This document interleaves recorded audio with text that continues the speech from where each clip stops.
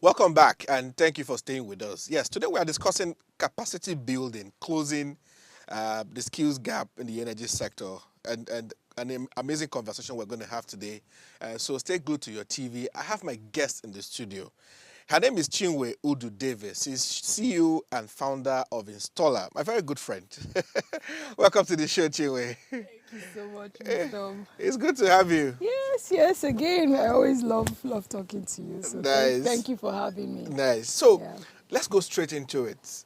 Amazing work, and me, I like to spot people when they're doing amazing work, and I bring them, say, "Come, let's talk." Yeah. There's a lot you are doing. That's why we have the Energy Outlook. So we hear of this training and empowerment for women you are doing.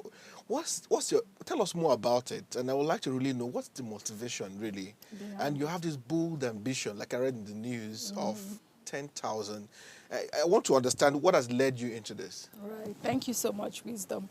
Okay, so as you know, we started Installer, and which is, a platform to create the skills to Yeah. support the growing energy transition we're seeing. So generally, we don't have enough workforce to match the investment coming into the sector. But when we started Installer and started aggregating the installers already experienced. You already have like 1,000 installers. So today we have 1,300. 1,300. Yeah. The last time we spoke, you had about 1,000. So it's growing. It now has a life of its own. The database just keeps growing. Okay. So we first started by aggregating, even identifying the already qualified installers. Okay. And then we started training. But when we started the platform and started connecting, we were not seeing any women. Okay. Any. So of the 1,000, So how many yeah, women? so Or the at 1,300? Yeah, at the time, how many even, women? Yeah, so we had less than 1% of the database were women. We just couldn't find, female technicians, and I'm talking about solar PV installers. There were no women. On our database, we had less than 1% women, and that was a statistics we couldn't ignore. So for me, as a female founder, it wasn't sitting well with me. Every Friday, but we're paying out You're wages. paying all men. Yeah, all men, right? And we know unemployment is not only affecting men, it's also affecting women. And even generally, women are the ones more impacted by this, poor energy. But the job of solar installation many will say it's quite tedious. To want to have a woman do it, maybe climb the roof, carry the solar panel, want to install it. Maybe that is why we're not seeing many women, turning up to be installers. Could that be? Do you agree? So yes, part of it is that's also part of the reason. Okay. But if we take a step back, right, Okay. as a continent and particularly as a country, Nigeria, we did not prepare for the future, which is now upon us. This clean energy transition, we're not seeing this movement. So our educational institutions didn't even have any clean energy courses or trainings, right? So the closest we had were electricians. So, and if you look at the number of electrical engineers, even I think generally in STEM, there are less women. I think that less than 30% women. So the problem is actually from the root. Yeah, the problem is from the root, right? So this was why it was a data we couldn't ignore. We felt there was something we could do to contribute. And so, yes, women don't like climbing, or that's the perception, right? But even men need help. Even when you give a job to a male installer, he also needs help to lift the panel, right? He also doesn't go to site by himself. So why can you not also empower a woman to get help from a man as well? So this is just the whole push, why we wanted to do something. It wasn't sitting well with me as a female founder. We felt like we had an opportunity to bring more women to earn in the green economy. So what we did was to design a special curriculum to begin to break down some of these barriers. Fear of heights, for example. Okay, you don't have to climb the roof to also play in the green economy. If they don't have to climb the roof, if the man climbs the roof, there is configuration. So laying the panel is just one aspect of the whole entire Okay, so installation. installing a solar now, a solar system, there are many aspects There are of many it. aspects to it as well. And oftentimes it's not just one person that can do the job as well. So you can also be part of a team, play other aspects of it as well. And also what we did with Install Her particularly was to play in the SHS level, right? So where, the handheld devices. That is solar home system. The solar home systems, handheld devices, the solar lamps, the solar fans. Sometimes those systems are not so big. You don't have to really climb very high roof and all that. So that's what we're doing to bring in women into the sector, expose them at least at first level, and then they can begin to. So you mentioned you designed a curriculum that accommodated in this training. Tell us about that curriculum. Okay. So basically the curriculum, like I said, is to bring in women at first level, which is introducing them to the SHS. Installation is solar fans, solar lanterns, TV, those smaller systems. Oftentimes, you don't really need to go very high up the roof. So it's a 3 weeks program. They come in class 3 full weeks. Both theoretical and hands-on practical. It also includes entrepreneurship. So that's the other aspect of the training. They either pivot into proper solar installation or they go into direct sales agency with solar companies where they can also sell products and a commission. Basically teach them how to create a solar business as well if you don't really want to install. But really the goal for us is sell and a commission and also install. For those that are very audacious and That's for ambitious. those that want to go into sales. Because women are really good into selling something. So you give a woman anything, she'll sell it. So you can sell any commission, install and get paid for install. So 2 streams of income on that one product. So that's the way, that's the vision. But we also understand that, some people can choose to do one of it. And that way feeds back to supporting the ecosystem by raising installers in several rural communities as well. Now this is the second time you're doing this training. And when you look at the sector itself, this is a big problem. Now the interest is one, and then from the root, as we have established, the problem is from the root. Now you've done this for 2 years. Where did you see the girls that joined the program? How did you select them? Where did you find them? How did you get the right people that will have the interest for what we are looking at? Absolutely. Where did you find them, basically? Okay, so we've been sourcing, we've been advertising. Like you mentioned in your intro, the goal for us is 10,000 women across Africa by 2030. So we're constantly recruiting, and we're recruiting for interest first for us. So when we did cohort 1, it was interest. Are you interested? We have this platform, this avenue to show you how to earn money in the green economy. Come with interest. That was what we did in cohort 1. But the lesson from cohort 1 was because we're not only training, we're also asking ecosystem players to extend paid internship between 6 to 12 months, so learning continues. So you give internship, absorb them in your organization, place them in your technical department. So learning continues. We've given them the basic entry, then they continue learning. So the first was interest. The first was interest. So the learning from cohort 1, when we started trying to match for job placement, was solar companies were only beginning to select girls with STEM background. Because they're like, if she's going to be a technician, I want her to have proud technical knowledge. So she must have done either electrical, engineering, anything around STEM, physics. They felt like, and I don't blame them, right? They felt like those type of people are simulated better. Their time mentoring during this job placement would not be a waste, right? So we now took on that feedback for cohort 2. So cohort 2, we also added that layer, passion, and then proud STEM. So was it a challenge finding? It was. It was a challenge. So we thought, 100% STEM, but we couldn't find. And then also, really, I didn't also like it that we were also eliminating a few people. Because if I had passion and I want to push myself, why? Because I don't have proud STEM, right? So we dropped it to say, 80% STEM, and then we'll allow 20% bucket for other people. So yeah, interest people, we have a lot of people on the database applying, but then we sieve, right? We select, we look at, because at the end of the day, it is a training. You have to have some How long was the training? So it's a 3 weeks training. 3 weeks. Is 3 weeks enough? If they need to learn something that Oh they yeah, need to go. so 3 weeks is enough for them to get the basic foundation, which is why we add on the job placement where they do internship to continue learning. Did you get? So, but we need to address the major gap here. Like you said, it was a challenge to even find them, because finding women in STEM, engineering, mechanical, because if you go to our universities, in a class of 100, in the electrical engineering department, you might find only 5 or maybe 10. I don't know what the data is looking like now, but from way back at time till now, it used to be what used to be the theme. So how do we address this major? Now I'm moving to the sector itself.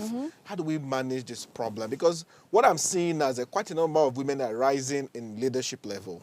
You are seeing different women taking charge, at the leadership level, getting to C-level. But most of them have been there for quite a long time. And now we are seeing that there's a gap in the middle and at the bottom now that we're not seeing more women coming. How do we solve this problem? So wisdom, I think there's a gap everywhere. And sometimes, in fact, in renewable, when we talk about skills, there's a gap even with the men. Generally, we don't have enough workforce to match the demand. Number one, 600 million people on this continent without electricity, right? Wow. We don't even have the workforce. So there is a gap both for men and women, but particularly the women. And like you said, it stems from the root problem. What do we do? I think awareness is beginning to be created across the various channels. There are more push for women to get into STEM. I think even the solar sector itself is renewable, expanded, is also beginning to gain attention from the government. You open every news, there's something about something on clean energy. Clean investment energy, has also increased climate, into the sector. I just came back from Cape Town. It was climate financing. There's so many conversations happening. A lot of there's also so I spoke at the Youth in Energy Summit. Oh, nice! In Cape Town. Yeah. So it was just, talking to young people. A lot of people don't even know there is a sector like this that exists. Really? Yeah. With all the information on the space, so people don't know. Still don't know. A lot of people still know the traditional They should watch the energy sectors, outlook. computer. A lot of people, So, I remember young people came up to me, so, okay, how can I'm currently studying computer science. How can I keen? I'm studying with all data this information, science. we put that every day. Absolutely. So, wow. Yeah. Okay. But my point is there's deliberate efforts now to put that out there as well. So I think things will begin to change. And for installer, the goal for us is also to contribute to that effort, generally as well, and do our own bit to move the needle a little bit. So you were telling me offline that today was your graduation of those girls from the training for the cohort 2. How many are there? And really, how did you? This might sound like it's an intensive work. Did you get support? How much support did you get?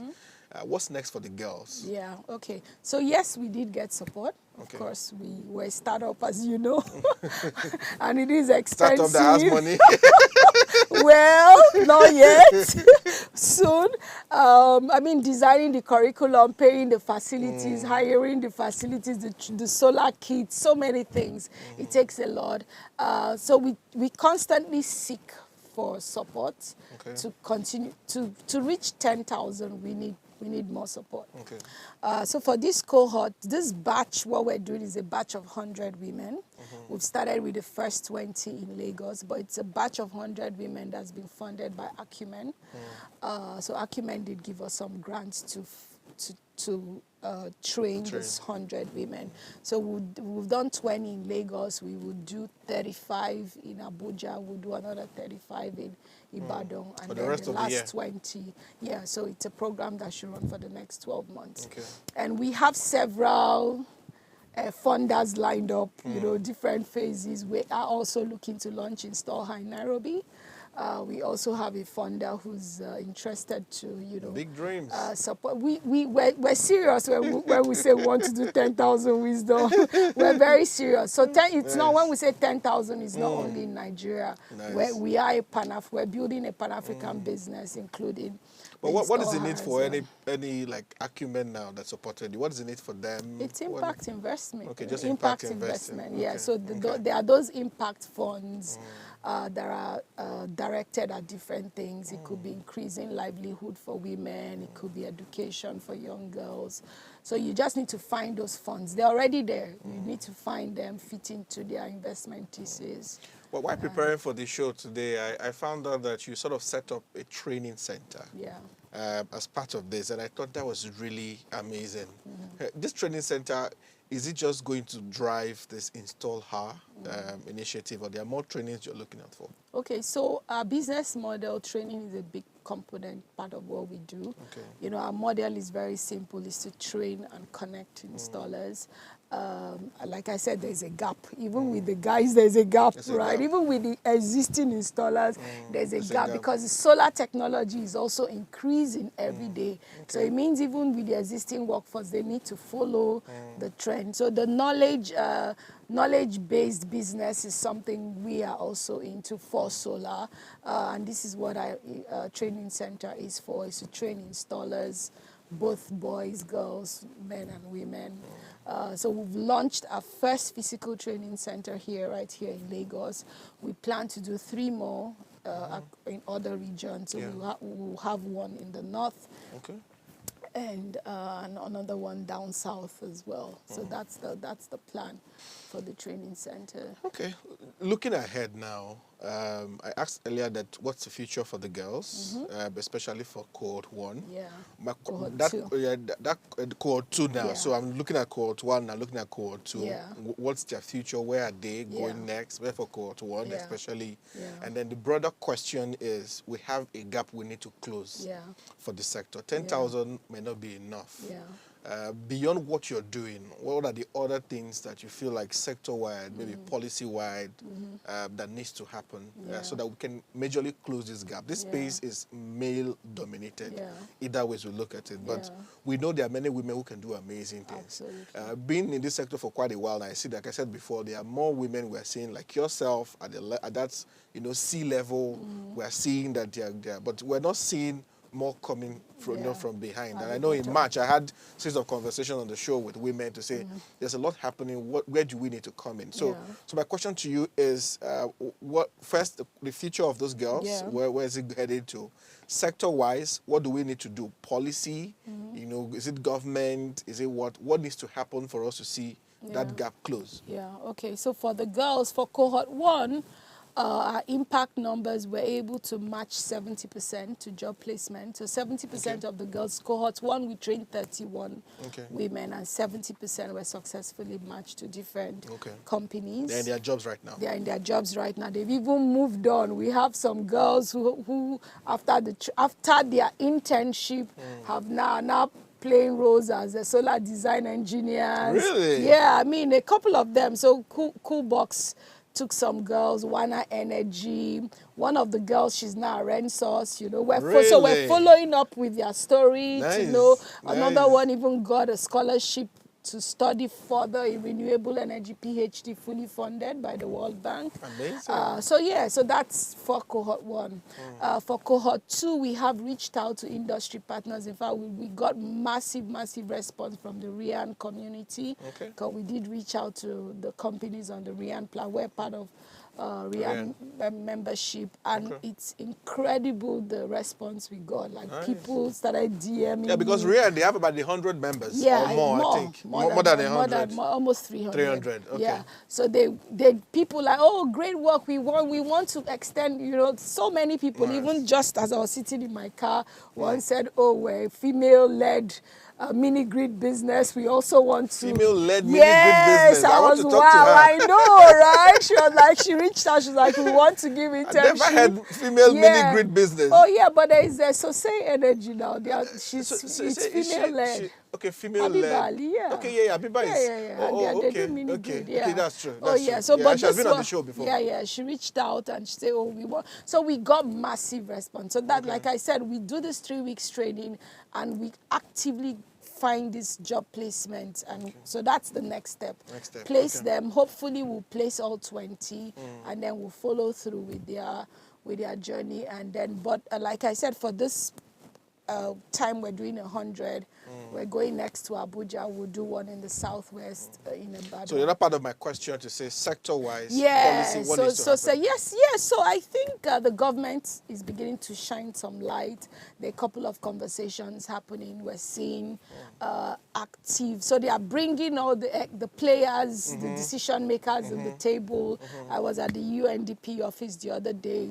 You know, I think the right people who move the needle now have attention to the, you know, for what's going on. You know, different things that should happen. And I think in the next 12 to 18 months, we'll see a lot of changes. But you know, like I was saying to the girls at our closing ceremony, you also have to take the opportunity, right? When people, all of this work we're doing, if the girls don't show up, if they don't also take on we're not going to go pull them out of their I also feel there needs houses. to be a drive to maybe universities, you know, to really encourage girls. Maybe some of them who are doing courses, engineering, but they are not, you know, confident enough. Well, that they need to, you know, go show them what they can achieve. So we're gonna do that next. After Install Her, we are also planning another type of initiative where we're going lower, because right now we're targeting, you know, graduates, for example, you know what I mean. So the plan now is to go lower, even up to SSC level.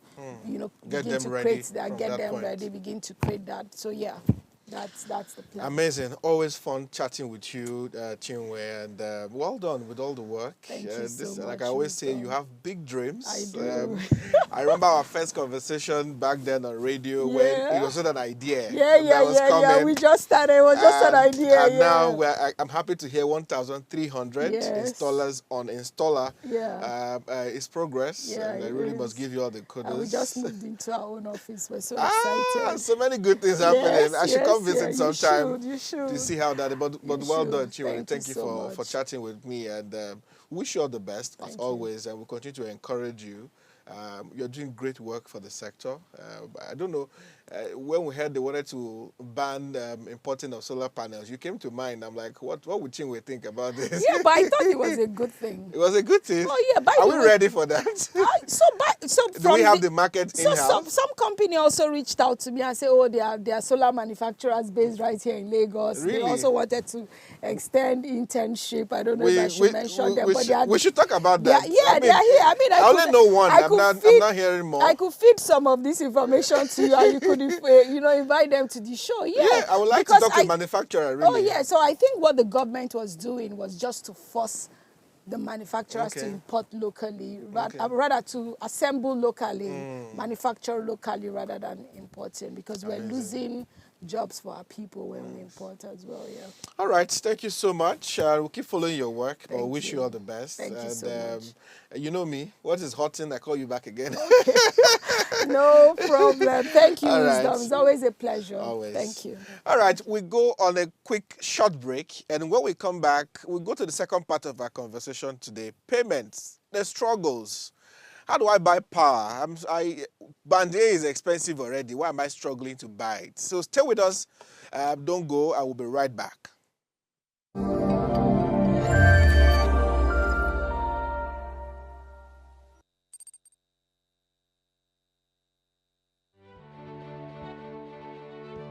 Nigeria, by extension Africa, battles a growing youthful population, and with little or no meaningful engagement, lives a ticking time bomb on our hands.